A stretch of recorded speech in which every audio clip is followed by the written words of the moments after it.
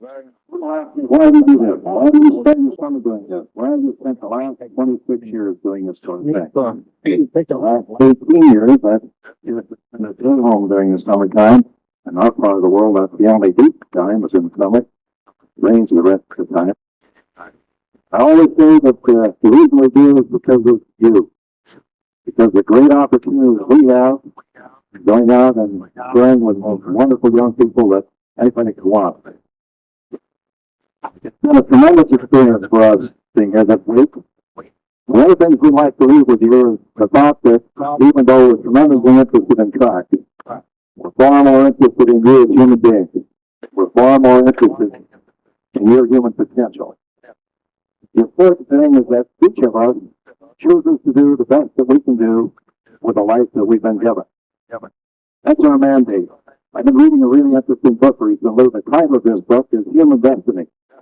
The book written by a biologist who says if you take the smallest particle and you study that smallest particle, you find that it has a commitment to achieve its highest density. It's form of an illustration. And I would challenge you to do that.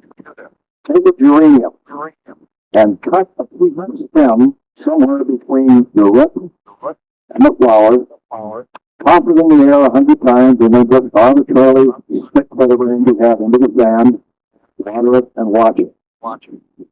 Part of that geranium that originally was closest to the sky will grow flowers and leaves even if it's in the sand.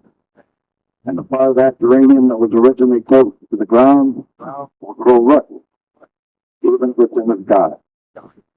That's pretty typical of all live stuff. Each of us have been engineered for success. We've been created for higher achievement. The stuff is all here. All we need to do is reach inside and pull it out. One of the things we've been talking about this week is striving, reaching, seeking our higher destiny. I'd like to leave you with one word, 5 letters. Each of these words, each of these letters will have a little word big and an idea on. The word is reach. The first letter is R, or written. I remember when I was in the 1st grade in elementary school, the local banker came to our school and he gave each of us kids a little blue steel bank.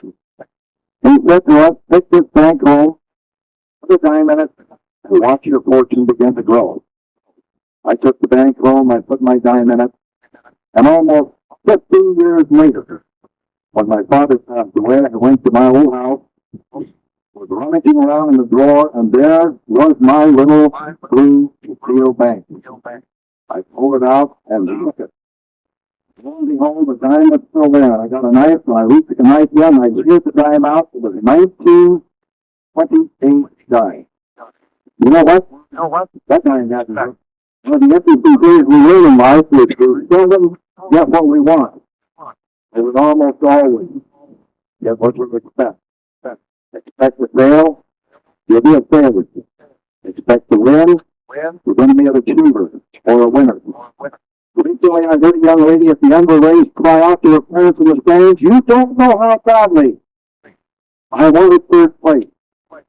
And she walked away having earned 5th. Now, there's nothing wrong with 5th, but it occurred to me that anybody who wanted 3rd that badly would never, ever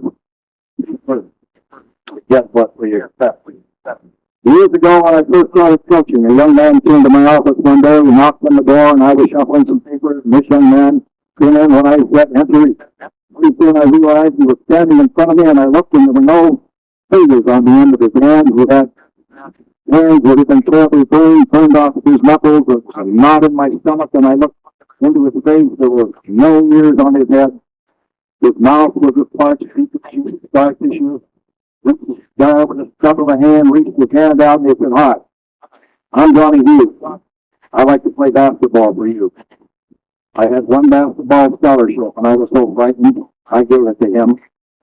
But never was I sorry for that because Johnny Hughes became one of the best basketball players with whom I was ever privileged to work. Some of you will remember the great Laker by the name of Elgin Baylor.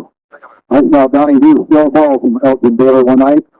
go on to score the winning bucket in the game where he scored 36 points and Bailey scored 32. But here's the story. We were traveling to a national meet one day, and I said, Donnie, tell me what happened to you. What happened? Well, he said, when I was 9 years of age, I was playing in the yard, and there was a tank there. He said, I dropped the matching dirt to see if there was anything there, and there was. The gas fan exploded. When I came to, I was lying in a hospital bed. I couldn't see. My body was wrapped up. I lay there for days in pain, angry, bleeding. One day they took the bandages off my face, and there sat my mom. And my mom had a trumpet and a basketball. The first thing she said to me was, Don, you can choose to be a cripple the rest of your life. You can expect that. Or you can get up and you can take this trumpet and learn to use your mouth, and you can take this basketball and learn to use your hand. And he said, I laughed. And I felt sorry for myself. And I continued to feel sorry for myself until one day he said, I began to see myself differently. I began to see myself as a possibility rather than just as a cripple. And I began to play the trumpet, and I began to play with the basketball. I began to expect that I could be something more than just a kid who was burned. And it was a great athlete who was today a superintendent of schools in the state of Washington. The second word is expect. We don't always get what we want, but we certainly almost always get what we expect. Third letter in reach, R-E-A. I want you to remember this word is the page to hang your ideas on. Is act. It is in acting. It is in moving. It is in getting off the dime. It is in doing something. I'll never forget the first time I ever took an athlete into international competition. And that athlete was 10 years old of Nemo Dawes, Heritage, my colleague at Seattle Pacific University. A young flaxen-haired girl who used to run along the beaches of Washington schools, saw herself as a long jumper and later became the greatest distance runner in the history of our country. 7-time world cross-country champion, every world record from 400 meters to 10,000 meters. Now she's in her first international meet in body rail. She got off the airplane, and a guy from the British Broadcasting Service on the mic like this in the face, and he said, what makes you think that you can come over here and beat Maria Lincoln, the great British distance runner? Well, I haven't thought much about it, but I'm going to try. Race came along. This race was held on a series of soccer fields, and at one point they actually cut the barbed wire, and the race went out to a cow pasture. And they moved the cows out of the cow pasture. We decided about 3 miles in the race to the point where you had to run up over the tree and jump the stream, that if we could move, we would move. We started to run. Halfway through the race from the soccer field, and there were 30,000 people cheering madly when this race was going on. She moved, she went on, and she won. Well, I haven't thought much about it, but I'm going to try. Race came along. This race was held on a series of soccer fields, and at one point they actually cut the barbed wire, and the race went out to a cow pasture. And they moved the cows out of the cow pasture. We decided about 3 miles in the race to the point where you had to run up over the tree and jump the stream, that if we could move, we would move. We started to run. Halfway through the race from the soccer field, and there were 30,000 people cheering madly when this race was going on. She moved, she passed, she went on. I won. It is in action that we achieve.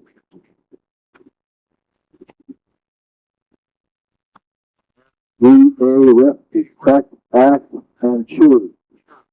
I reckon that the two greatest gifts we have are the gift of life and the gift of choice.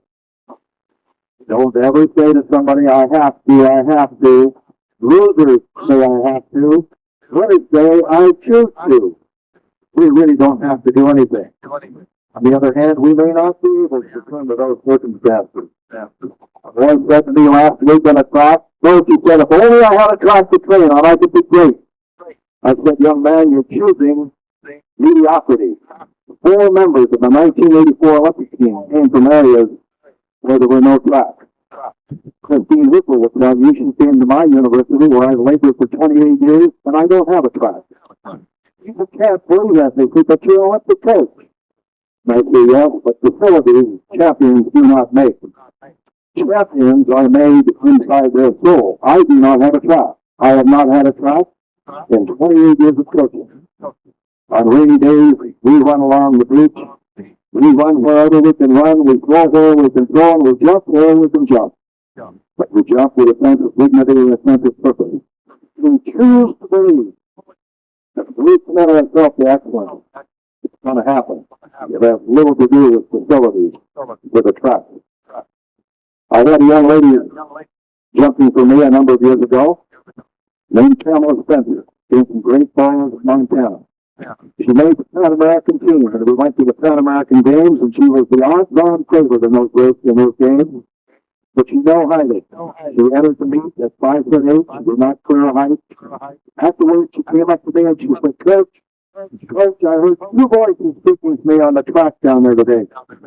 There were about 80,000 people in the stand yelling, so she heard 80,000 other voices. But she said, two voices were speaking to me. One voice was the name Campbell and Spencer, Great Falls, Montana, 6 foot tall, the first American high jumper to jump 6 feet. You're going to knock him dead today. You're the greatest thing that ever happened in high jumping in this country. And then she said a second voice said to me, Pamela Spencer, you're nothing. Who of any value ever came out of Great Falls, Montana? Hardy, or Devil's Lake, or wherever it is. Who of any great value ever came from a little place like that? She said the great tragedy is that I listened to the second voice. I failed. 3 years later in Cologne, Germany, I saw Pamela Spencer high jump 6 foot 5 for the greatest jumper in the world that year. Afterward, as we were standing, talking, tears running down my cheeks, she said, Coach, remember in Mexico City when I said to you, I heard 2 voices? She said, I heard the same 2 voices tonight. And my young friends, we all hear those voices. While you were finishing up your training and I was standing here thinking about the privilege of talking to you, one voice is saying, they're not interested in what you have to say. Who gives a rip what you have to say? You know, you're some guy from across the country. What makes you think you got something to say? The other voice says, maybe you do have something to say. Maybe it's important what you have to say. We all hear 2 voices. Everything we do, every place we go, every time we compete. Pamela Spencer said that tonight, Coach, tonight I listened to the voice who said, Pam, you are the greatest high jumper in the world. And she went on and high jumped 6 foot 5 and proved that fact. The 2 greatest gifts that we have are the gift of life and the gift of choice. I can choose to be happy, I can choose to be angry, I can choose to be a loser, I can choose to be a winner. I have gift of choice. So last year, in the word reach, group H. The thing I want you to hang your ideas on is hustle. Hustle. Get on with it. Many people go through life saying, I should have done it. I should have done it.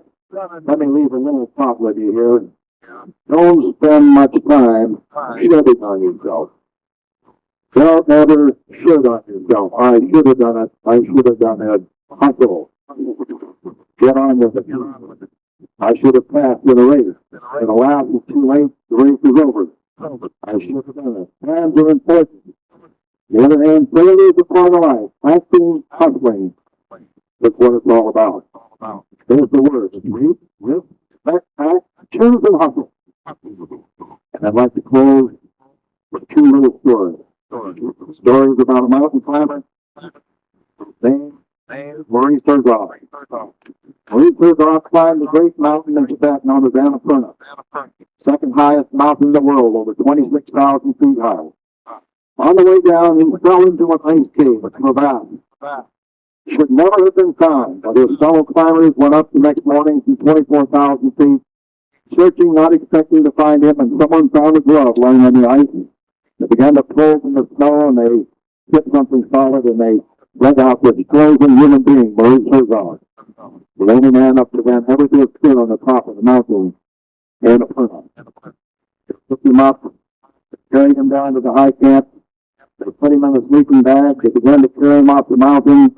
As he thawed out, his skin began to fall off his body, and they actually took fires and burned the ends of his fingers and his toes, and he's a screaming, maniacal human being when they got into a place called Kathmandu. And they flew him back to Paris. And now he's there a month later, lying in his hospital bed. Ends of his feet are gone, ends of his toes are gone. and a friend comes in, and he stands and he looks at the man lying beneath the sheets, and he says, poor Marie. Marie said to him, my friend, you do not understand. I have stood on top of Anna Furnace. I thought about it. I dreamed about it. I reached for it. I was there. What I discovered is that when you stood on top of Anna Furnace, you never, ever will do the same again. Each of you have your own Anna Furnace. You have chosen to come to a track camp. You've chosen to turn out for sports. You've chosen to participate with dignity in your academic life. You have reached. You have your Anna Furnace. And you're never, ever will be the same again. I'm honored to have the privilege of sharing with you and will challenge each of us, me as well as you, to reach out, to look up, higher than we've ever looked before. Recognize that we have been created from God's image. Let me tell you what those averages mean where you're concerned. Typically, what we've done in these camps is to lump people together ages 14 to 17, 12 to 13, 11 and under. So if you're in that 11 and under group, there probably weren't enough of you to establish any averages. It really wouldn't make any difference in just 2 or 3 people. Your speed and your power. Okay? We did a velocity measure over 20 yards, timed very accurately, and we can tell you how many feet per second you were able to sprint at peak velocity. Now, this is what we know about speed. We know that it takes about 6 seconds for a person to achieve maximum velocity. So if you ran that in around 5 seconds, you weren't quite at maximum velocity. You were probably out there around 96, 97% max velocity. But at least over that last 20 yards, you were approaching max velocity, and that's what your measure says. And it gives it to you in feet per second. Now let's put that into some kind of a meaningful scenario here. If you ran 100 yards, and nobody does anymore, but it's easier to think 100 yards, I guess, than 100 meters. We used to think that a 10 flat 100 yard was a pretty good sprint. So if you ran 100 yards, 10 seconds flat, you would be moving at 30 feet per second. Okay? So most good sprinters are going to move at least 30 feet per second. If you're a 400 meter runner, you're probably going to move closer to 27, 28 feet per second. Okay? Now, if you're a distance runner, you may find that your velocity, your max velocity was down around 23, 24 feet per second. Most good sprinters are going to move at least 30 feet per second out there. What your stride cadence is, that is the number of times that you're able to turn your wheels over per second. Your stride length, and that's relative. If it says 5.5, it means it's at least 5.5. It could be 5.5 to 6. We didn't do any half stride because I wasn't particularly interested in that classing of it, stride length. But I am very much interested in stride cadence, and I'll tell you why in a moment. So what you have then are your data for those specific tests. The average, the range of scores. Range of scores means from one end to the other, from the lowest to the highest, and then what the average score was for your age group. That kind of lets you know where you stand based in terms of this particular group. All right? Any questions about the sheets that you have in your hand? Okay, now the little note that I wrote on the bottom is relative only to those data. This has nothing to do with your athletic skill. It's nothing to do with your ability. I have a son who weighs 190 pounds. He's a sophomore in high school, and he's been cut to the football team because he isn't fast enough. He said, I'm a plant physiologist, not a human physiologist, but it seems to me that a boy 190 pounds who's a sophomore should not be cut from a football team because he isn't fast enough. Do you think we can help quicken his stride? I was a very young coach then. I guess I was in my 5th year of coaching, something like that. And I began thinking about that. And I thought, well, maybe there's some things we can do. Maybe the problem is we get stuck at what we've just learned naturally. You see, most of us learn to walk without anybody telling us how to walk. We learn to run without anybody telling us how to run. So we kind of grow up with a habit pattern, or what we call a walking, running, sprinting stereotype, because nobody told us how to do it. So what we have, well, we carry it all through life with us. And the thought occurred to me, maybe what we need to do is to change that stereotype. Well, how do you change the stereotype? Well, one way is to recognize that I have control over my stride length. You know, there's not something in my genes that says this has to be my stride length. I mean, it happens to be my stride length because that's my stereotype. That's what I've learned. But maybe I can control that. Another thing that occurred to me is maybe I can learn to turn my wheels over more quickly. Maybe that's one of the problems, that the wheel isn't turning fast enough. And back at that point in time, there was no biomechanical evidence that showed us that we hadn't turned over out. Now we know we do.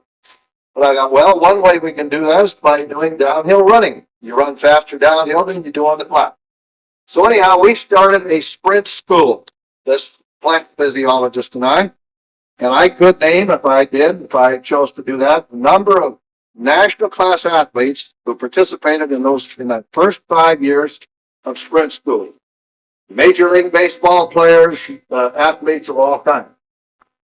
When I decided I wanted to go back and get my doctor's degree, I went back to the University of Southern California, and I was very excited about this idea of speed enhancement. And I told the then two biggest names in the country in physiology and kinesiology, Dr. Morehouse, Dr. Cooper, about my idea, explosion canvas all over America. A lot of it's based on hearsay, but we now know beyond a shadow of a doubt that it is possible to increase our speed. This is no longer just conjecture. It is possible. Well, let's think about the importance of speed. I'm going to nail a couple of high jumpers here who spend most of their time sitting over here drinking pop or something because they haven't been out there working with the springs. And I don't know who they are. I just know that that's the case. Do you know that the higher you jump, the faster you run, high jumpers? Are you aware of the fact that the greatest high jumpers in the world are approaching that bar at virtual sprint speed? 8 meters per second plus 8 meters per second. How many feet per second is that? That's about 28, 29, 30 feet per second. That's like running a 100-yard dash in 10 seconds. Okay? If you're going to be a great backflip high jumper, you've got to be able to convert linear speed into lift. And so high jumpers should be out there more eager than anybody else to learn how to sprint. If you're a pole vaulter, the whole essence of pole vaulting is holding higher and running faster. That's what pole vaulting is all about. It's holding higher and running faster. If you're trotting up there, there's no way you can get that pole to lift your center of gravity and your body up in the air. You've got to learn how to sprint. When I first wrote my first book on track and field, I explained the long jump as a jump for height at the end of a sprint. It's not a jump for height at the end of a sprint because linear speed and vertical speed are inversely related. The faster you run that way, the less fast you can go up this way. They are enemies of each other. Okay? So in order to get height at the end of a jump or at the end of a run, you've got to slow down. Now we know that you need to take off that takeoff board in the long jump at 97, 98% max velocity. Well, let's think about that for a minute. If it takes 6 seconds to hit max velocity and your approach is 75 feet, and you're doing that in 3.5 seconds, you're only out about 80% max velocity. So you need to stretch out your runway at least 125, 130 feet to get max velocity. The other side of that is you need max velocity to be a long jump. Long jumping is a jump for distance at the end of a sprint. What you have to do is be strong enough to convert that speed into linear jumping. Okay. So the point I'm making here is that speed really is the basis of almost everything we do. Next week, Coach Kennedy and I are going to be at the largest soccer clinic in America. We have 5 hours. We've been getting them. They've got soccer coaches from all over the world. The best guys in the business are coming in. And they now realize that one of the problems with elite soccer players is that they are not fast enough. And so they've got to quicken their speed. Okay. So speed really is the basis. Now here are some of the principles that we know about speed. Here are some things that we know about speed. Okay? All human beings are genetically coded. The stuff is in place for determining our performance destiny. Right? Every one of us has been granted by genetics a certain speed potential. Sprinters are born. Okay? But the other side of that is, it's like looking at a group of mountains out here with a lot of peaks. Okay? You may have one peak out here that's the champion, but almost everybody can be a peak. Okay? You may not be the greatest sprinter there is, but you can enhance the sprint speed you have. That's the point of it. Okay? We also need to recognize that when we talk about speed, there is no such thing as speed, but there are many, many kinds of speed. You may be gifted in one area and not quite so gifted in another. The ability to start quickly is a very specific kind of speed. What we know in track and field or in any other activity is that you've got three kinds of cues you can get. You can get a verbal auditory cue, you can get a visual cue, or you can get a pushing cue. Well, the quickest cue for moving quickly, or the cue that permits us to move most quickly, is tactile, is pushing. Well, you can't do that in track and field. So what do? Do you listen or do you look? Well, you think with your motor system. What you do is to think explode. You think motion, right? But starting speed is a very specific kind of speed. The ability to stop quickly is a specific kind of speed. Speed in changing direction is a very specific kind of speed. One of the things we're going to say to these soccer players is that if you get these adolescent young men and young women stronger in their legs so they can push off in the opposite direction, they're going to be a heck of a lot faster. Okay? That means running uphill. That means doing squats. That means doing power cleans. It means doing whatever you need to do to get your anti-gravity muscles faster. Okay? There is then linear speed. In track and field, we're most interested in linear speed. That is, you start here and you finish there, unless you run around a track and you have some kind of angular speed. But it's speed in a given direction. You're not changing direction in track and field. But you must think about speeds and not speed. There's hand-eye speed. There's foot-eye speed. There are all kinds of speeds. And we need to think about what speed is specifically important to the event in which you're participating. If you're a high jumper, it's ground release speed. Okay? That's very important. It's sprint up speed, it's ground release speed. All right? If you're a thrower, it's hand-eye release speed. It's the velocity with which you release that implement. Okay. All right. Speed is in part related to strength. And this is one of the things we now know. We talk about this as being a speed power thing. So let me very quickly differentiate between strength and power. Okay? If we were measuring your maximum strength, we would measure it in terms of your ability to lift a maximum amount of weight one time. Let's take the bench press, for example. Somebody says, how strong are you in your upper body? You get a bar and you start bench pressing out here. You're able to bench press 175 pounds one time. You divide your weight into that, so you've got strength to weight ratio. That gives us your strength. Power, on the other hand, has to do with a unit of time. It's the amount of work you can do in a unit of time. So in track and field, power is far more important than pure strength. It's your ability to convert your strength into motion. So, strength we can change.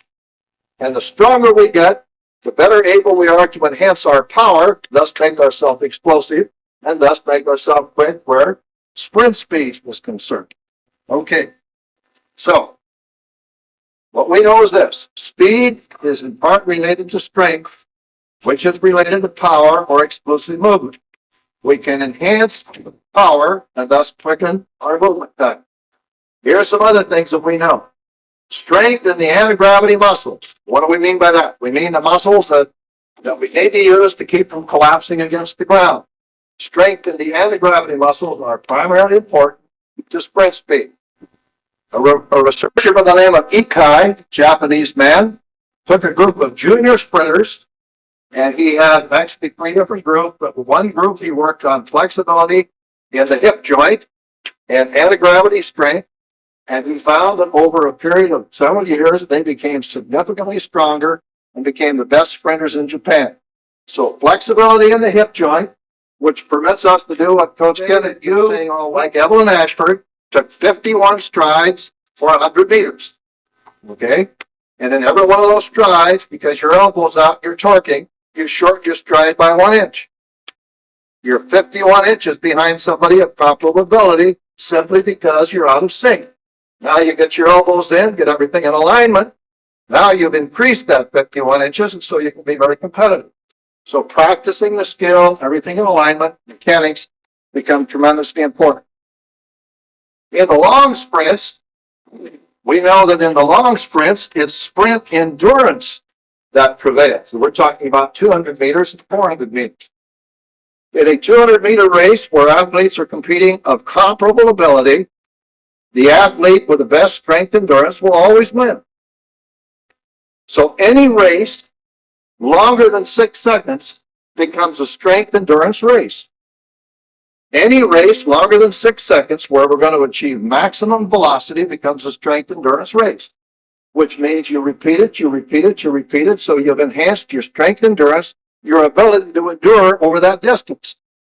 That becomes profoundly important. Oftentimes you see a race where the person with the greatest turnover is ahead at 100 meters, but well behind at 200 meters.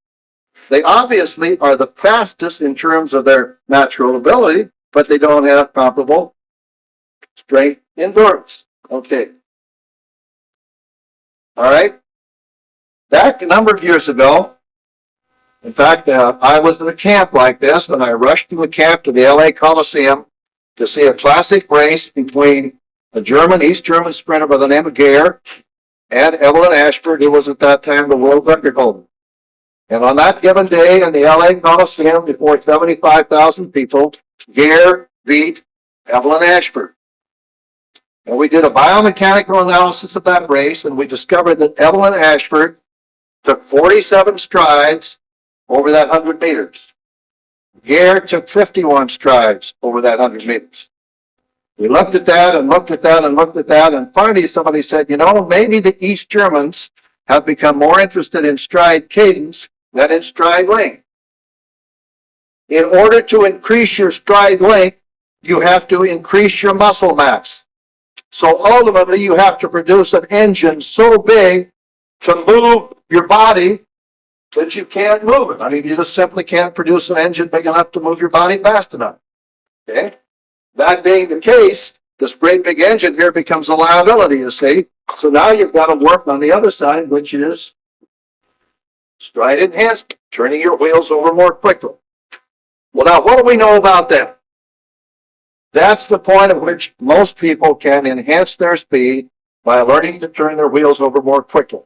The coaches have a sheet there, which is a half year in biomechanics. You all saw that sheet the first day. And what we can tell you beyond a shadow of a doubt is that if you're going to be a sprinter, you have to turn your wheels over, if you're a lady, a female, at least 4.5 times per second. If you're going to be a sprinter and you're male, you have to turn the wheels over about 4.7 or 8 times per second. It has to happen. Now, interestingly enough, in this camp, there were a number of you who had excellent stride cadence. You also had very short strides. You were 5 feet to 5'5". So your stride rate is great. What those of you who have that phenomenon need to do, that is enhance your strength and power so you can lengthen your stride. If you can lengthen your stride enough, so from 51 strides down to 47 strides, to use that analogy in reverse, you see you would be significantly closer to the line when you took those 47 strides. But what I've done on the bottom of your sheet is simply to say, in terms of the data that we accrued, here's what you probably can do to improve your sprint performance. You can do some downhill sprinting. You can do some uphill sprinting for power. You can do some plyometrics. You can do squats. You can do power cleans. And we're going to demonstrate those things this afternoon. For those of you who haven't done it, get stronger, both to lengthen and enhance your stride. Okay. Dr. Mann, who was himself a world-class hurdler, is now probably the leading authority on sprints and hurdles in America. And he shook up the sprint world not too many years ago when he did a biomechanical analysis of all the great sprinters in the world. And this is what he found. I'm going to start out by asking you a question. If I ask you this question, is the primary force in sprinting pulling? Is the primary force in sprinting pushing? Whereas the primary force in sprinting, a force to keep you from collapsing against the ground. Talking about pulling or pushing, but the problem is collapsing against the ground. That's the primary force. It takes 3.5 to 4 G forces to keep myself collapsing against the ground every time I take a sprint stride. What does that tell me then about the strength I need to be a sprinter?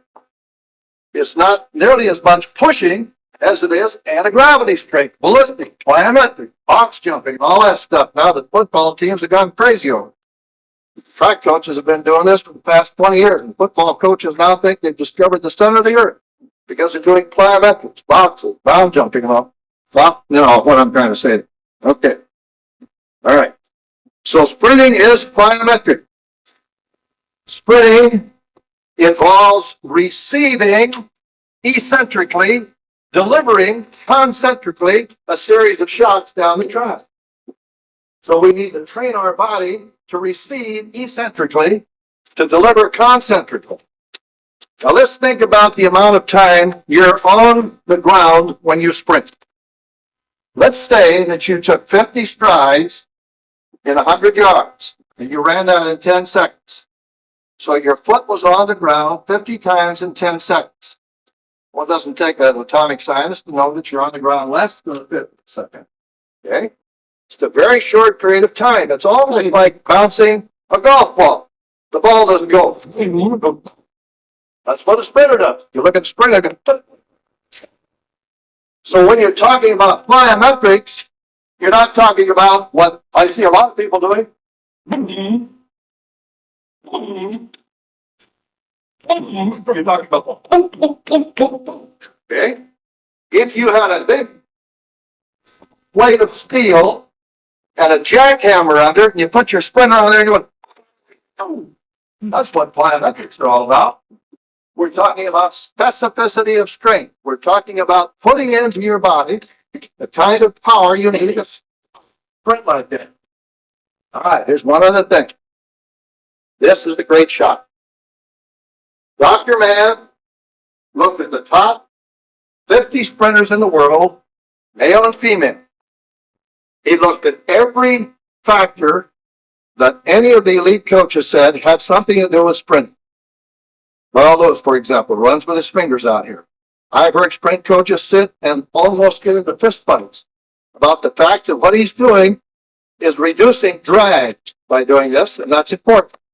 Say, after all, if he's the world's greatest sprinter, then everybody would be doing this. There are other coaches who say, no, you do this because that helps to relax this. You get that goldfish look that Coach Kennedy talks about in this brook trout or whatever. Everything is loose and fluffy. Okay. Any factor that you can think about that might be related to sprinting, they looked at to see what is the difference between a Carl Lewis, a Marsh, a Burrell, a Cason, any of these guys, or the great ladies, and the not so great. Now, we're not talking about racehorses against mules. We're talking about racehorses against not plain racehorses. You know, the racehorses that are always in the back of the pen. This is what they found. And if nothing else I say stays with you, remember this.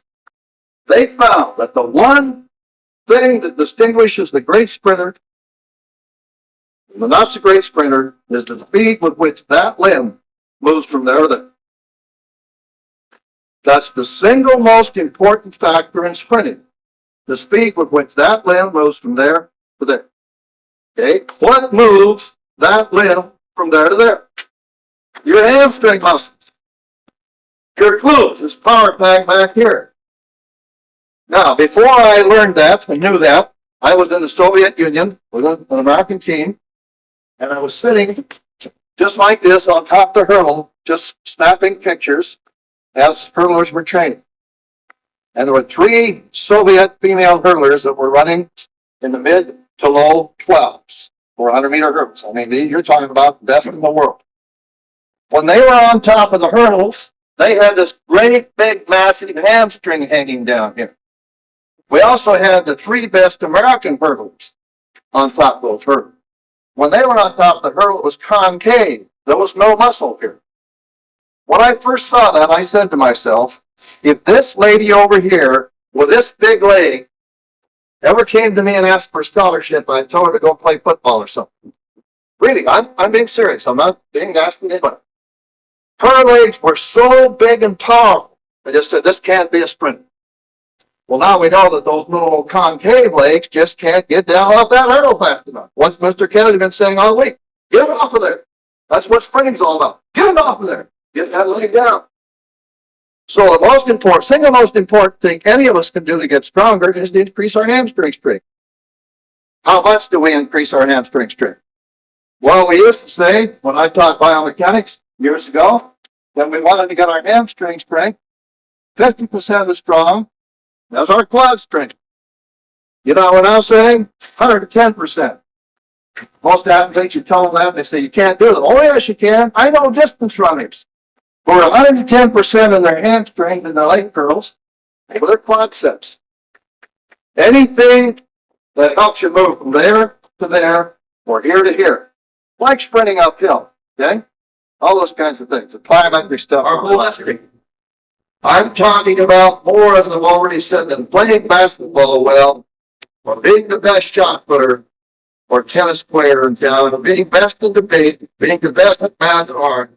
I'm talking about winning and achieving in every dimension of our lives. Here then are some other characteristics that I've seen the past 45 years or so in the trenches with athletes.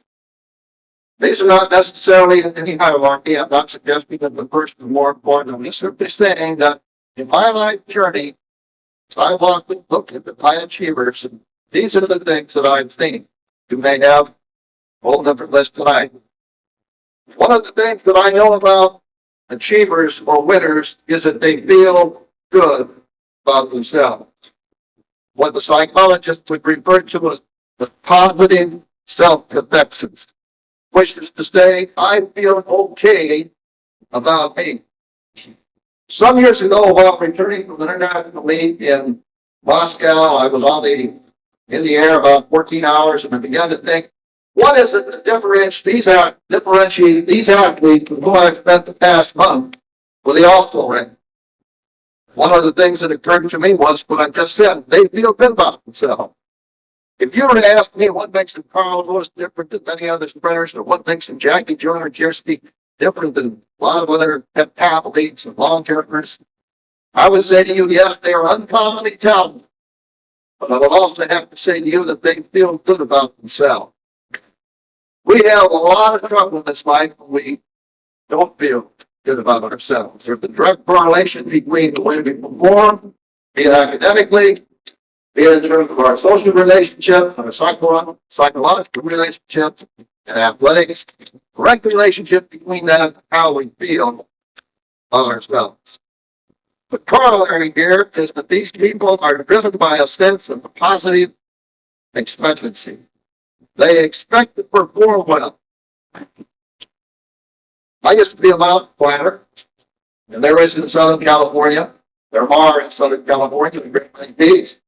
One of these is not such a formidable beach in one sense. It's called Half Dome. If you've ever been to Yosemite and seen Half Dome, this great glaciated, blacklit granite. I'm talking about more, as I've already said, than playing basketball well, or being the best shot putter, or tennis player in town, or being best in debate, being the best at math or art. I'm talking about winning and achieving in every dimension of our lives. Here then are some other characteristics that I've seen in the past 45 years or so in the trenches with athletes. Some years ago, while returning from the international meet in Moscow, I was in the air about 14 hours.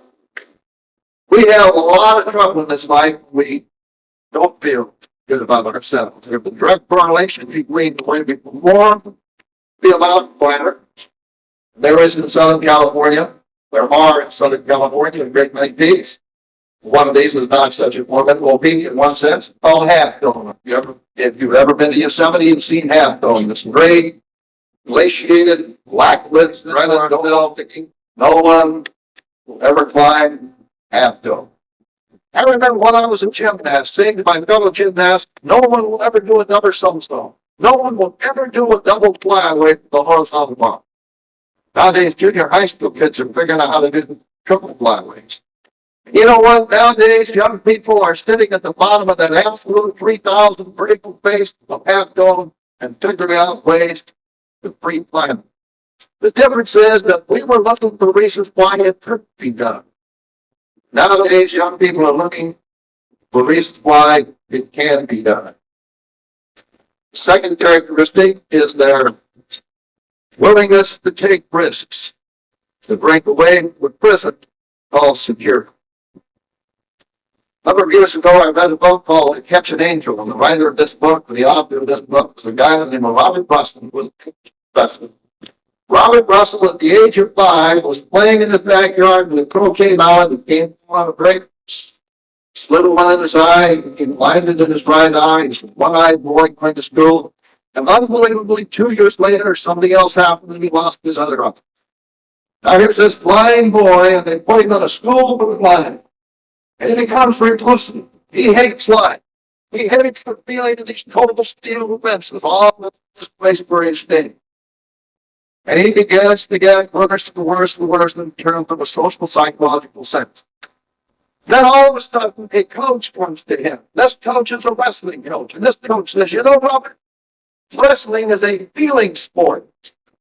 You don't have to see somebody when you wrestle. You start out wrestling, you've got your hand on somebody. It's a feeling sport. Come in here and turn out for wrestling. Robert Russell turned out for wrestling. Pretty soon he became a pretty good wrestler. Now he's about 17 years of age and he's feeling pretty good about himself, but he wanders outside the school for the blind and he's feeling around out there. He doesn't have a cane. His hand is up like that. Somebody puts a 50-cent piece in his hand. They thought he was begging. He said, that burned a hole in my hand. And I realized I was living in a prison called security. He left that school. He went to Harvard. You know, fabulous tale. One day he was going to the dormitory across to a place where he ate, across a busy road. It was absolutely blind. No cane. You can just stand there and wait. He heard the traffic from this side. And he walked across the drugstore where he ate, but he didn't know that they opened up the manhole. He stepped right in the manhole. Reached down, caught himself like this, pulled himself out, went on over and sat down, was having his breakfast, and he listened to the sirens game because people saw a man fall in a fucking manhole. Well, anyhow, the point of the story is that Robert Russell talked about getting away from prison called security. I just returned from London with the Soviet Union. I've been to the Soviet Union many times. It was now called Russia. All of my previous trips to the Soviet Union and or to Russia were at a point in time when they had absolutely no freedom, but they got everything free. Everything was given to them. You could walk into a store and wait an hour before everybody could wait on you. The only store you could buy anything in was a dollar store, and you'd stand there with a dollar in your hand, people looking at you all the time. No incentive to work on the that system. The great tragedy in the Soviet Union today is they have their freedom. They have all the freedom in the world. And yet, they have lost all the gifts of the system. And this is a vast population of people who are sleepwalking through life. Russia is a country in total disrepair. They have no incentive. They're doing nothing with their lives because they have been given freedom, with no incentive to do anything with it.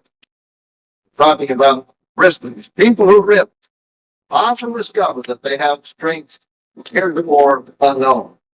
Here's another characteristic of my achievements. They are caught up in what I choose to call the tension between staying and going. Wanting the little greenhouse, the white picket fence, or risking for a palace to the sky. One of the shocking things that my friends and I discovered when we became involved in this odyssey of looking for the characteristics of the high achiever was that so many people were satisfied in jobs we had long since left behind. And so we began to ask ourselves, who was the wisest? Those who stayed to see the city, or those who chose to see the world? My first international coaching assignment in which I went to Santa Barbara, California. I was a little coach from a little Christian college along the canal in the city of Seattle. Here I was in 1967, the head coach of the United States track and field team. I was absolutely petrified when I went out there and had my first meeting with those athletes. I also discovered that all the athletes, for whom I worked, were petrified as well. They were scared as well. These early experiences, me finding out that they were scared and recognizing that I was friend, taught me something important about risking and about fear. 100 years ago, World Championship track and field meet, Helsinki, Finland. American 800-meter runner got right up, miles straight away, guessed the group of athletes who he should beat. They all went on to beat him. After the race that night, he came to my room, not in the room, and he says, Coach, he says, I need to talk to you. I think I'm better than those athletes. Can you help me to understand why it is that I was right to the point where I should have passed? And I failed. I was right to the point where I could have gone to win. And I backed off. We began to talk, and I fell back to my prior experience years before when I realized how fearful I was. And I remember that just a few weeks before that, I'd been reading a fabulous book by a black philosopher whose name was Dr. Foreman. And this book had to do with the anatomy of segregation. And in this book, he tells about being a little black boy in the South and how terribly fearful he was, growing up in an area where everybody hated him. And he said one day he became aware of the fact that there is in this world a thing called fear. When I am filled with fear, you are filled with courage. I related this to this young man pilot who'd been beaten in the straightaway. I said, young man, you need to recognize that there is a thing out there in that track called fear. There is a thing out on that football field called fear. There is a thing in the classroom called fear. When I am filled with fear, you are filled with courage. Dr. Tournier just pushed the campus for a book called Strong and Weak. And in his book, he said, the strong feed on the weak. It's the weak who make the strong strong. Young man, what I'm learning, what you need to learn about fear is that when you begin to get a little bit of courage, the other guy begins to get a little bit of fear. And when you get a lot of courage, the other guy gets filled with fear. I remember one of the greatest races I've ever seen. The race in which the great 400-meter runner, Cuba, guy named Juan Torita, was running in the Panama Games against 3 American quartermasters, 2 of whom got leg grabbers disease after the preliminary round. They just simply didn't have the courage to face him in the finals. This was a terrible situation. We were staying in a dormitory where that's fascinating York. When it rained, the wind blew into the windows, and my bed was floating. This is a true story. All my stuff was floating around the room. We called for some help. They sent a guy out with a star drill and a hammer. He knocked the hole in the floor, so the rain in my room ran down into the room below. You go out at night and look around outside and hear a machine gun all around the outside. It was more like a prison than a dormitory. And we all began to hear night sounds.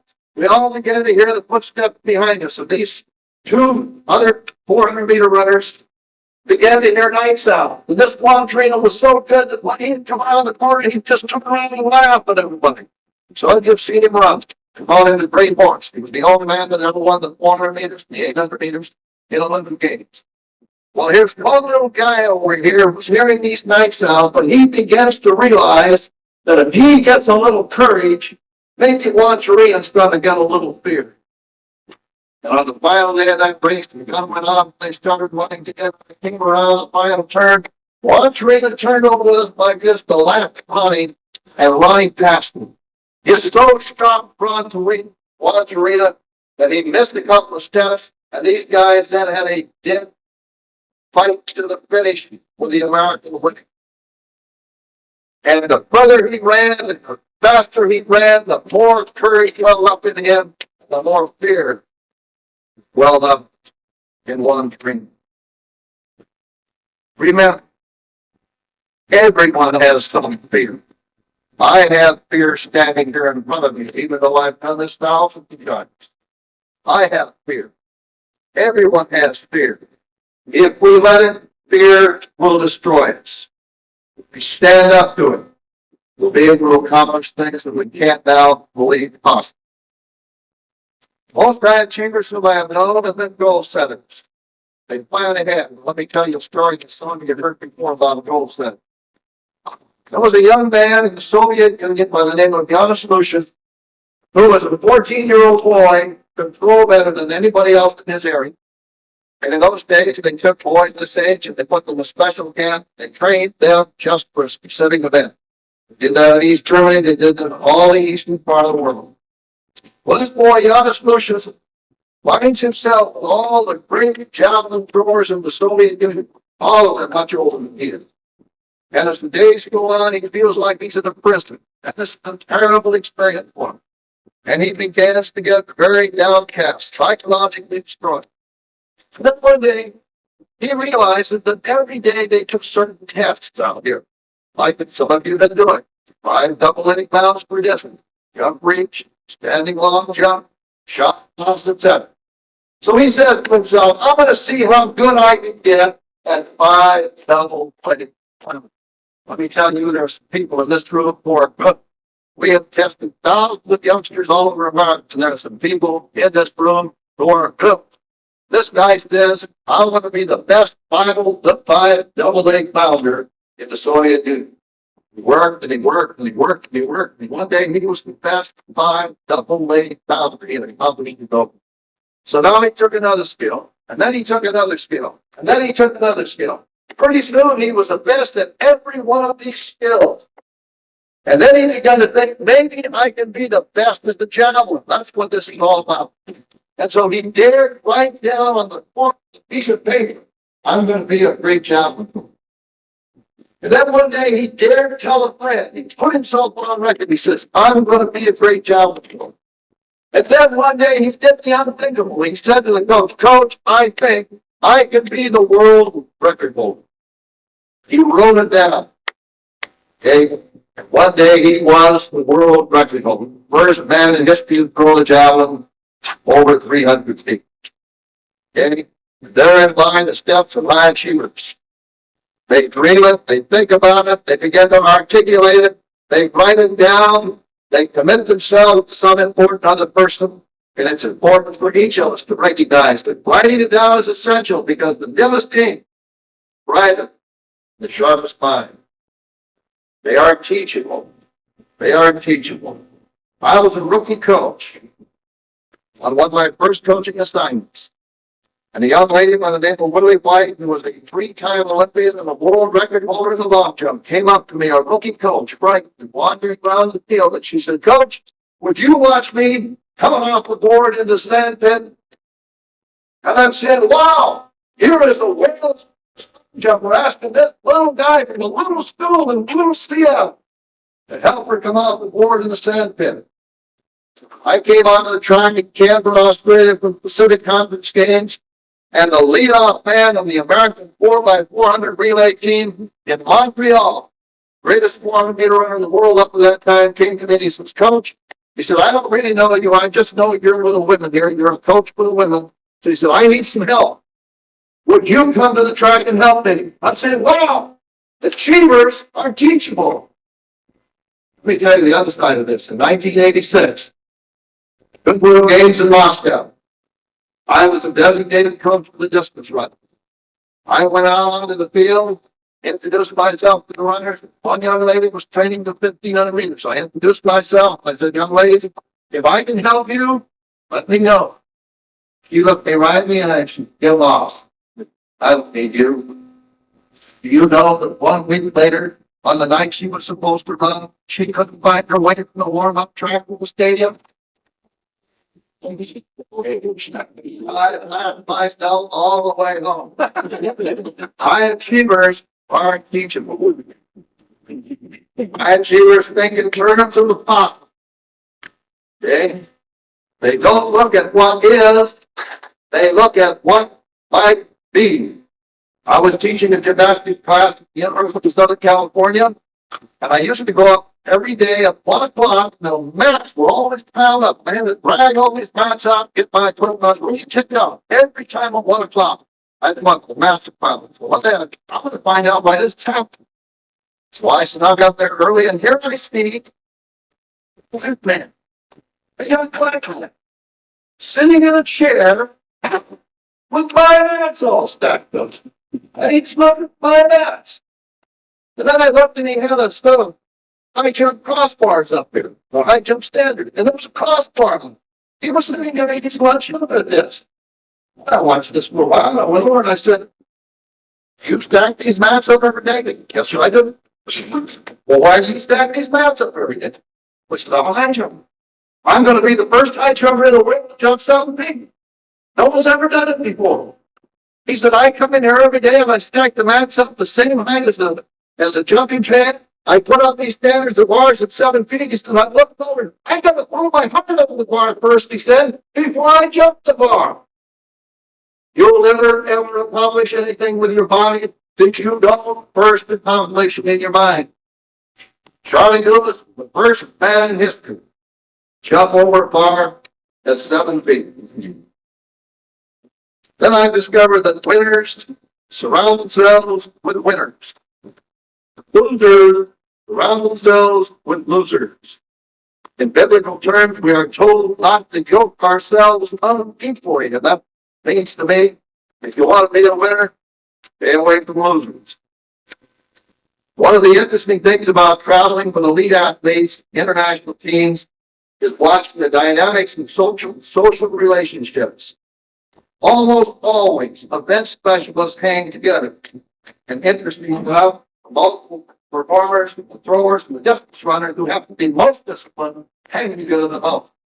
Sprinters who are just naturally talented just kind of cannot hang together.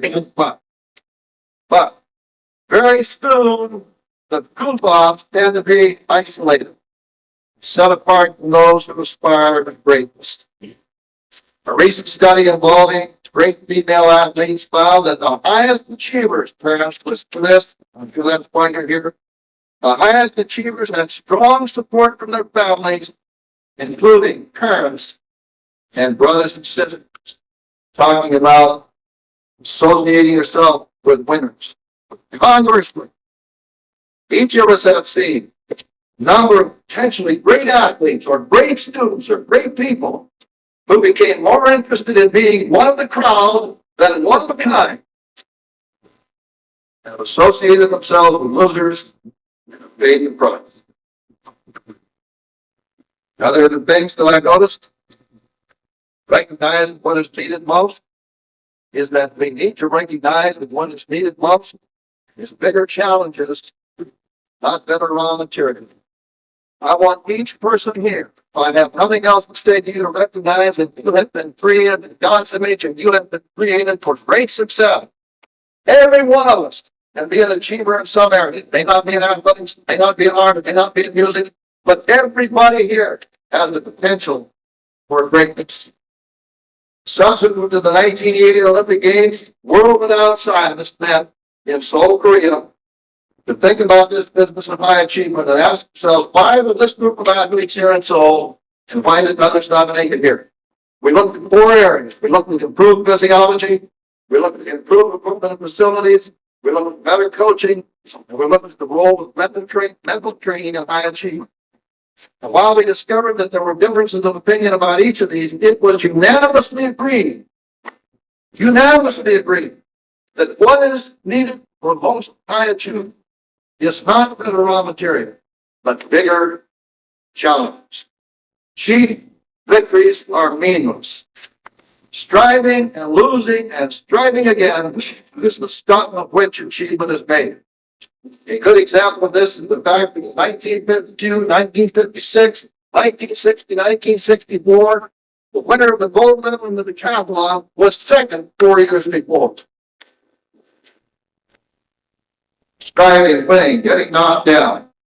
I can remember when Flo Joe, the great sprinter, the world's greatest sprinter, could not make our relay team. World Championship meet in Helsinki in 1984. In 1988, she came back and ran all those great races. We all get knocked down time to time. It's those who refuse to stay down, football players especially, who keep on getting up and getting up and getting up. We're going to make it to the top. You're going to be achievers in the best sense of the term. I've also discovered that high achievers believe in something bigger than themselves. And all of us ought to have believing in something bigger than ourselves. I'm not telling you what that should be. I remember one time when I was talking with the then world record holder in long jump, Ralph Boston. I said, Ralph, tell me about your experience and what the long jump means to you. And here's the first guy that jumped over 27 feet in the long jump. He said, well, I run down this little narrow strip and I take off the board and I jump out into a pit of sand. He said, that's what I do. I do that better than anybody else in the world. He said, because I do that better than anybody else in the world, I can go into the Kremlin of the Soviet Union and they'll take me right inside. That's true. You and I could have gotten to the mile of the ways. But Ralph Boston, because of who he was, could do that. The Russians also had a great jumper, but it was determination. These guys always done. But the point here is that Ralph says, I do this not for myself. I do this for my country. So you know my colleague, been here before, Doris Brown Heritage. Years ago when I was working with this great young lady, who was at that time world record holder, 800 meters, 1,500 meters, 1 mile. We were working just before going to an international meet on a dirt track. Hot day. She came around the corner doing one of her last times, and unfortunately it was right where the track intersected the roadway. Both legs went into contraction. She fell on the ground, lying in the dirt. Cars began to skid in here. They thought this woman was having a fit, or somebody knocked her down. Her hand standing here looked at this girl, lying in like she's terrible at it when she looked. Finally, she got up, and we got her out, got her some bathing out, and I backed up, and I had worked on the meters, and I said, Doris, why didn't you do this? Well, no, she said, I do this because God gave me my father. I honor him when I use it this way. Most high achievers believe in something bigger than themselves. Most high achievers also believe that they are ordinary people who have learned to do extraordinary things. Don't think I'm just talking about the very topic. A group of American Olympians, some of the greatest athletes that this country has ever known, after 12 years of training, realized that they had no job. I mean, they'd been training their whole lives. So they started meeting to see if they could come up with some way to be gainfully employed. Well, they asked themselves the question, are we genetic superstars or are we ordinary people who have learned to do extraordinary things? Bottom line was they said, we don't believe we're genetic superstars. But we do believe that we are ordinary people, like all of us right here. Ordinary people who have committed and disciplined ourselves to do extraordinary things. And finally, I have formed a belief with all of my being that any place is a launching pad for greatness. One of America's most prolific hurdlers held many world records. Trained on the grass in front of the administration building at Winston-Salem University because they got no track. Dale has worked many times with a lady with whom I worked for years, Morgan Griffin, born and raised in Corvallis, Montana. Two-time Olympian at both the shot and the distance, American record holder in the discus, 215 feet, a 60-foot mud shot put. Who learned to throw these implements in a cow pasture in Corvallis, Montana. In fact, I think she learned by stepping over certain things in the cow pasture because we always have to correct too big a step coming out of the back of the circle. Recently, I talked to a man who was the most decorated man who has created more inventions for Kodak than any man in history. He said, I went to a college that was too small even They had a lab. What I'm saying to you is that any place is a launching pad for greatness. Not too long ago, I returned my home in central Los Angeles. I had a couple of athletes with me. They were down there for a meeting. I go into this community and they said, Coach, you didn't really grow up here. I said, yes, I did. I was born here. I want to show you my house. I drove up the side street, pointed up to the window, and said, I was born right there. My birth certificate said they put boric acid in my eye. That's all I know about my birth. I was born right there. There's no window there now, and the blinds were blowing out in the breeze, and there's graffiti all over the front of my house, graffiti everywhere. I said, I want to show it my elementary school. So we drove over to Bushway Elementary School and pulled up out front. The mountain shrubs are gone, grass is gone, the fences are gone, there's graffiti over all the walls, the windows are broken down. This is my school. This is where my two brothers and I went to school.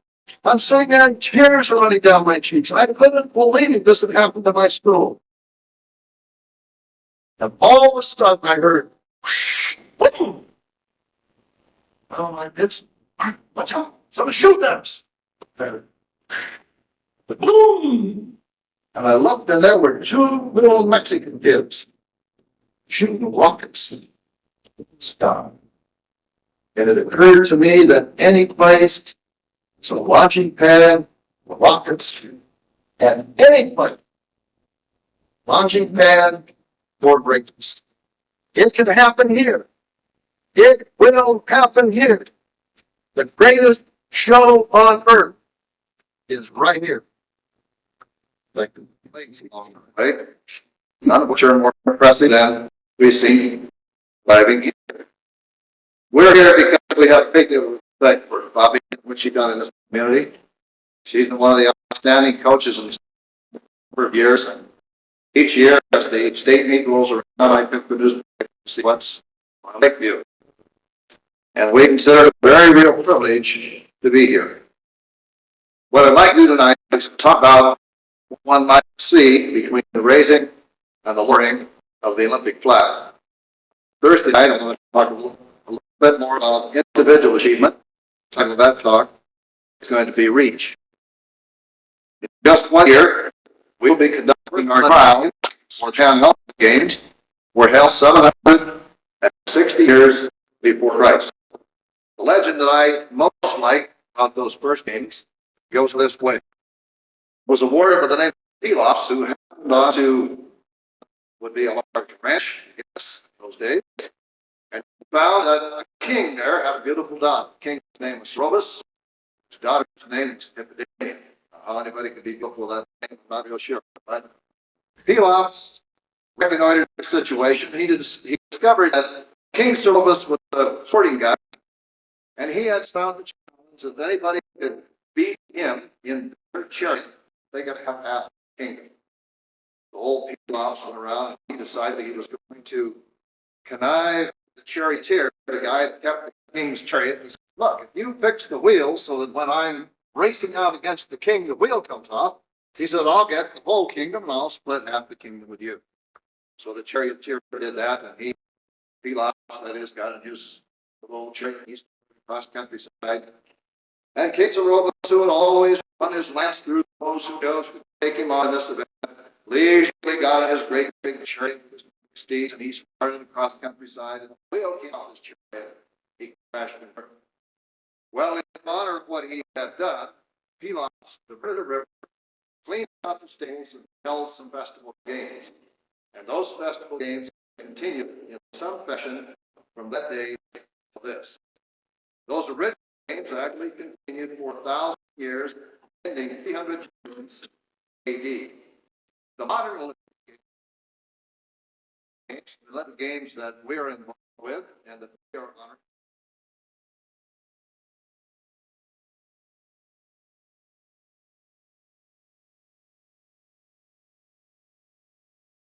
I honestly am humbled that you're out here tonight, that you've come to this auditorium to permit me to share some thoughts with you. I think we need to give Bobby a great hand for the work that she's done. Put this.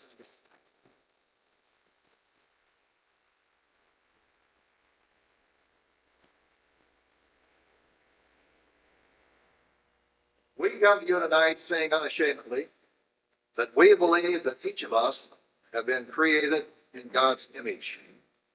Maxwell Maltz, who was a medical doctor and a psychologist, put it this way: man has been engineered for success. It is our destiny to be high achievers. All we need to do, he says, is to reach inside and pull it out. The writer, LeCompte, who has written a fascinating little book called Human Destiny, argues that the most basic part of life, that is the most basic part of human protoplasm, is the drive of human protoplasm to fulfill itself. That is the very essence of the human stuff, is driven to fulfill its highest destiny. This book is written by an eminent biologist who uses a great many scientific illustrations to make this point, and I simply would use three of these, which are germane to all of us. There is a sponge, for example, which if you put it in a grinder and grind the sponge up to the point where, when placed in a bucket of water, all you have is the bucket of water, bucket of pink water. Look at it, and it looks like a bucket of Kool-Aid, as it were. You leave that bucket of water alone long enough, and those parts of sponge that have been ground apart so fine that they appear to be Kool-Aid in the bucket will realign themselves and reform themselves into a sponge. That is their basic urge, is to realize its higher destiny. Take an evergreen tree as a case in point, and you look at the end of every evergreen tree, and there are three limbs sticking out in this manner. One of those little branches always reaches upward. If you take that little branch and pull it down, the other two will begin to fight for ascendance. Soon, one of them gets higher than the other, and the one that's the highest will continue to go up, and the other one will go back down. If you take this one and pull it down, then the other one will reach for its highest destiny. The very essence of the evergreen tree, the very essence of the basic stuff of the evergreen tree, is to reach its highest destiny. And here's something you can experiment with yourself. Take a geranium plant and cut the roots off and cut the flowers off, and now all you've got is a geranium stem. You might want to mark which end to switch, and you can toss it in the air 1,000 times and stick one end in the ground and leave the other end in the air. The end which was originally closest to the sky will grow leaves and flowers regardless whether you've got it in the ground or toward the sky. And the part of that geranium plant which was ultimately headed toward the ground will grow roots regardless whether you have it in the sand or headed toward the sky. It is our destiny. It is the destiny of the basic stuff which we have been made to realize our highest potentiality. Our focus this week has been on reaching where performance is concerned, and on reaching to be all that we have been created to be. I want to focus now on the word reach. Here are some ideas about this word. The word reach has 5 letters. Each letter will be a peg for some ideas that I would like to share with you. The first letter in the word reach is R. The word that I want you to think about when you think about R is the word risk. I have a little bank here. A number of months ago, I went to my house where I was born and raised, something like 65 years ago. I pulled this bank out and was absolutely overwhelmed with the fact that it still was there. And I remember as clearly as the day that I got that bank in the first grade at Foreman Elementary School, when the local banker from the Security First National Bank came and passed one of these banks out to every kid in the first grade. He said, go home and get a dime and put the dime in this bank and begin to save. Saving, he said, is the way to get ahead. Saving is what life is all about. I remembered that as clearly as if I had heard it yesterday. And I shook the bank, and my dime was still in there. And I got a knife, and I slid the knife in and pulled the knife out, and believe it or not, there is a 1928 dime in that bank. And you know what? I realized that banker lied to us kids. That lousy dime had not grown one bit. It's not in saving that we grow. It is in risking that we grow. It is in expending our lives that we grow. A number of years ago, I had the privilege of taking Doris Brown then to the first World Cross Country Championships. We stepped off the airplane in London, and the BBC walked up with their microphone and put them in her face. And they said to her, "Why did you come to England thinking that you could beat the great Lincoln twins?"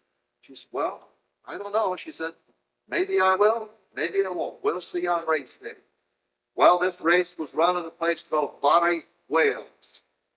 And the race was held across a series of soccer fields, and then they actually cut the barbed wire through cow pastures, and you know what cow pastures are like.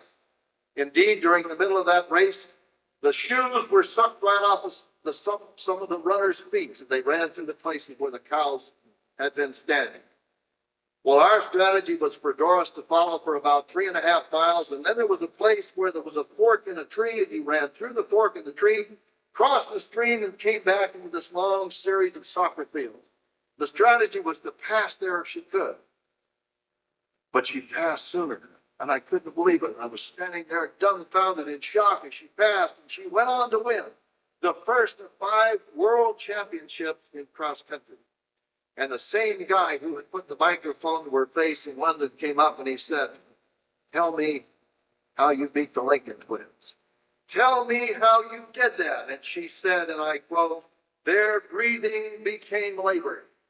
I risked, I win. Every cell in my body said no. My will said yes. I risked, and I won." One of my favorite books is a book called The White Spider. And in The White Spider, we read the story of some climbers who were climbing the face of the Eiger Wall. Perhaps some of you have been to Grindelwald in those Swiss Alps. And here is a vertical mile of rock face, an absolute vertical sheer mile. This mountain had never been climbed in the summer, let alone in the winter. And Tony Hebler decided he was going to try to climb the mountain in the winter. The top of the mountain has an overhang. It creates its own weather underneath this overhang. 3 days up the face, hanging on iron pitons, which were driven into a great figure of ice, they decided that they either were going to continue to go up, or they would die swinging there frozen like pendulums on the end of a string on a grandfather clock. And they made their move. And in so doing, he writes, "It was retreat or move on. If we retreated, we knew we would fall to our death, but we risked. And it was in risking that we found strength and skill heretofore unknown. It is in risking that we grow." The second letter in the word reach is E. And the word I want you to think about when we think about E is the word expect. We don't always get from life what we want. But the longer we live, we realize that we almost always get what we expect. It's not unlike a homing torpedo. There are homing torpedoes that are programmed to follow the turn of the screw of a ship, or that are programmed to follow some part of an airplane in the air. And these torpedoes will turn and hit that target regardless what the target attempts to do. We teach a portion of our brain called the reticular system to screen things in and to screen things out. That is, we're going to get what we expect. It's just that simple. We program a part of our brain in that way. I heard a runner not too long ago, a runner who had just finished 4th in a race, cry out, "You don't know how badly I wanted 3rd place."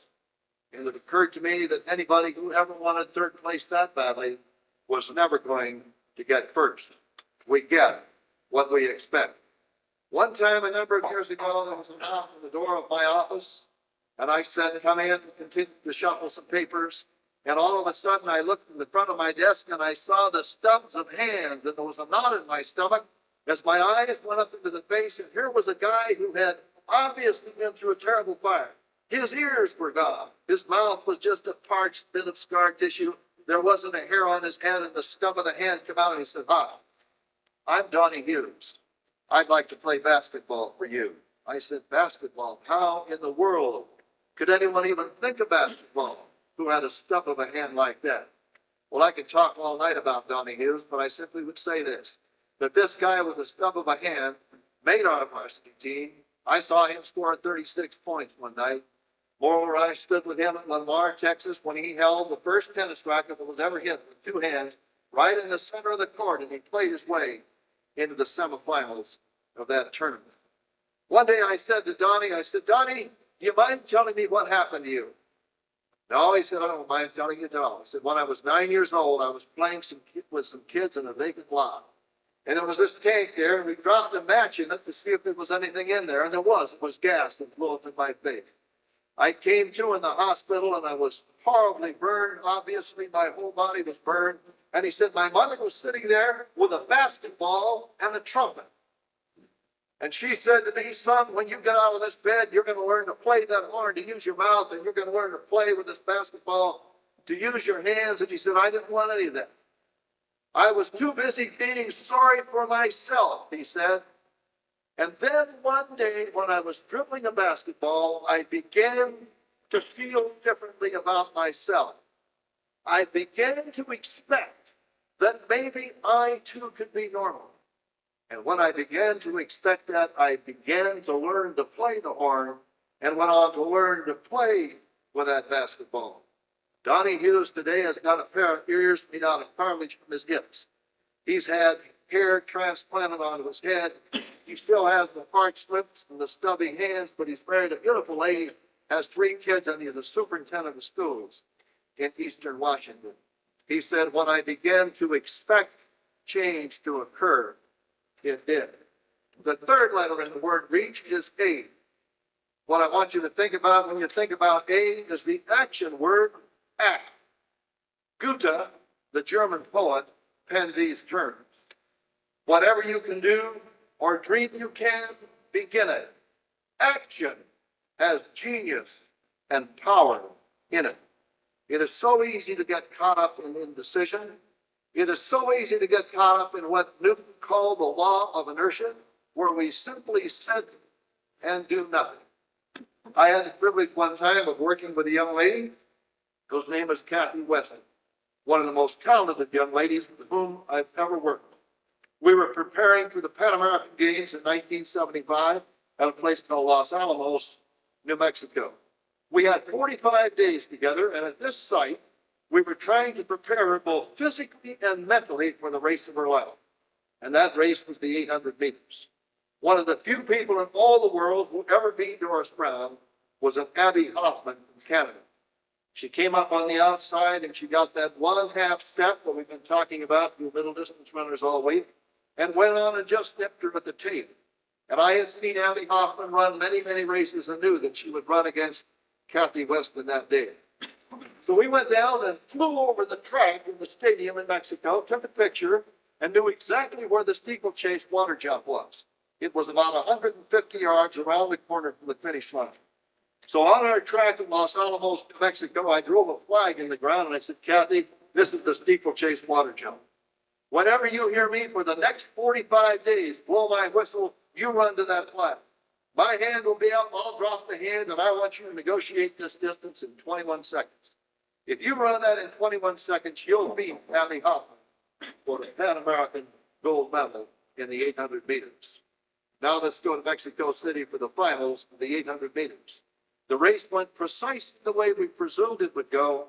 Kathy Weston was in the lead with Abby Hoffman on her right shoulder, coming around that water jump steeplechase point 150 yards out. And Abby made her move. But Kathy Weston was ready. She also made her move. She went on to beat her by a stride, laughing the entire last 100 meters of the race. And she said to me after the race, once I acted, I never doubt I could have beaten anybody that day. One of the most outstanding athletes with whom I ever worked was a guy actually who's living in my condo tonight. And I haven't seen him for a long, long time. But this guy was so talented that he intimidated me. He intimidated me to the point where I was not coaching him as well as I ought. Indeed, one day he came to me and he says, I want to go back to my high school coach. He says, he knows all about me. You don't know very much about me. And I said, okay, that's fine. You go ahead and do that. Well, at the end of his freshman year, he was sufficiently good that he qualified for the NCAA finals in the steeplechase. He went and he was badly beaten in that race, came back and ran in a mediocre fashion through his sophomore year. As a junior, he says, I'm through. I'm giving up track and field. I've got other interests now. I said to him, Steve, you've got a scholarship. We have a contract. You're going to write me a 10-page, single-spaced essay on why you should quit track and field, or you're not going to quit. Well, it was easier to stay out than to write a 10-page, single-spaced essay. So he hung in for the rest of that season. Came back as a senior, and we were still at loggerheads with each other. I was still intimidated by him. Somehow he qualified for the NCAA championship again in his senior year. And now we are at the NCAA championship meeting. He's qualified for the preliminaries, through the semifinals, and it's a semifinal race. And here we are, coach and athlete looking at each other. And I knew that I had not been an effective coach where he was concerned. And the toughest thing for any coach to do is to say something of significance to an athlete at that point in time.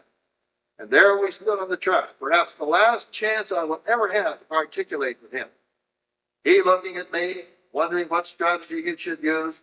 And as I recall, I said this, why don't you act like the champion that you were created to be? He turned and walked the starting line, had the second spot on the waterfall curve. The guy right next to him was the defending national champion, the NCAA record holder. The gun went off and Steve took off like a shot. I've never seen anything like it in my life. First water jump, he was 15 yards ahead. He continued to build up his lead all the way around the race and finally came to the last barrier, the 27th barrier in the race, running flat out to the finish line, ran right into it, did a forward somersault over onto the track. There he landed. Stop, don't let it end this way. The guy got up, began to crawl, went on, and finished the race. Never stopped at the finish line, started looking through the stands for me, and when he saw me, he came running up into the stands, and he grabbed me by both shoulders, and he says, Coach, the problem is that you never asked enough of me before. You never asked enough of me before. He was right. I hadn't acted on what I believed to be true where Steve was concerned. And prior to that day, neither had he. We're talking about reaching. We talked about risking, expecting, acting. The fourth letter is choose. It's my belief that the two greatest gifts in life are life and choice. That is, the two greatest gifts that we have are our life and choice to do what we will with that life. I may not be able to control all that happens to me, but I sure as heck can choose how I will deal with it. A young man in our last camp said to me, if I only had a track to train on, I'd be great. And I said to him, young man, you are choosing mediocrity. Do you know that 4 members of the 1984 Olympic team came from schools where they do not to this day have tracks? One of them, Lorna Griffin, learned to throw the shot and the discus in a cow pasture in Corvallis, Montana. She chose to make that a launching pad for greatness, not to use it as a liability where she was concerned. Pamela Spencer, a young lady who high jumped for us for a number of years, who ultimately became one of the greatest jumpers that the United States or the world has ever seen, said to me after the Pan American Games in Mexico City, where she now hided, she said to me, Coach, as I was standing on that field today, I heard 2 voices. How does this sound? We all have been in this place. I heard 2 voices, he said. One voice said to me, Pamela Spencer from Great Falls, Montana, you're 6 foot tall, you're strong, you're the first American woman to jump 6 feet. You are an outstanding athlete. You're going to win this gold medal today. The other voice in the other ear just as clearly said, Pamela Spencer, where is Great Falls, Montana? Who in the world ever came out of Great Falls, Montana? You are nothing, Pamela Spencer. You are nothing. The tragedy Coach, the tragedy is that I chose to listen to the voice that said to me, you are nothing. Later, in Cologne, Germany, Pamela also heard those two voices. Both voices, as we always hear two voices, one saying you can do it, one saying you can't. Except this time she listened to the voice that said, you can do it, Pamela. And I sat in the stands while she heard that voice and watched her high jump 6 feet 5.5 inches. Then the best jump in the world. Always remember, my friends, losers have to, winners choose to. The fourth letter, or the fifth letter in the word reach is possible. I've been privileged to share with some coaches this week, and frequently I've referred to a book called Excellence by Peters and Water. There's one little line in that book that's so exciting, every time I read it, I jump up and down. Indeed, if you were to come into my little condo and look on my refrigerator door, you'd see a lot of things, and you see this sign on it. I dated a lady not too long ago who came, and she was wandering around my little condo, and she looked over and she said, do you really believe that? And I said, yes, I really believe that. Well, she says, you and I probably won't be able to spend much time together now. And I said, well, that's probably true if you don't believe it. What am I talking about? The sign says this: ready, fire, aim. The fifth letter in the word reach is hustle. Get on with it. Do something about it. Every one of us, not infrequently, have a big idea. Do you know that if you act on your best hunch tonight, that it likely will occur, something will happen, change will take place? If we wait 24 hours before we act or move, the chances are only 1 in 2 that will do anything about it. If we wait 48 hours, the chances are only 1 in 10 that will do anything about it. If we wait a week, the chances are fewer than 1 in 100 that will do anything about it. Oftentimes we confuse talking about it or thinking about it with doing it. What I'm talking about here is ready, fire, aim. Don't spend time spinning your wheels and shuffling paper. I'd like to close with one final little story that I think clearly depicts what we've been trying to do this week and what I'm hoping to share with you tonight. And I apologize to a couple of Rotarians who have heard this story. A number of years ago, we were working with the outstanding distance runners in the United States at a place called Squaw Valley, California. Actually, there were 28 young women in this camp, the cream of the distance running group in the United States. For 4 hours on a Friday evening, we lectured to them, we tested them, we weighed them, we did all kinds of physiological, medical evaluation where these young women were concerned. And then finally, about 11 o'clock at night, we said, now, go to bed and meet us out here at 6 o'clock in the morning. At 6 o'clock in the morning, we're going to have some guides lead you around the valley of this magnificent amphitheater. It's about 7,000 feet here, so you'll want to run carefully and slowly and not work too hard. And these guides will show you where you can do that. 6 o'clock the next morning, all of we perfunctories were standing out there, coaches, doctors, physiologists, etc. There were no runners. Where are the runners? We looked around, kept looking around, standing on one foot, climbing the other. And then we said to one of the guys, go to the barracks, get those runners out here. We're wasting our time. Guy went over there, and a few minutes later he came back. Nobody here? The barracks are empty. Stood there looking at each other, and then someone said, what's that?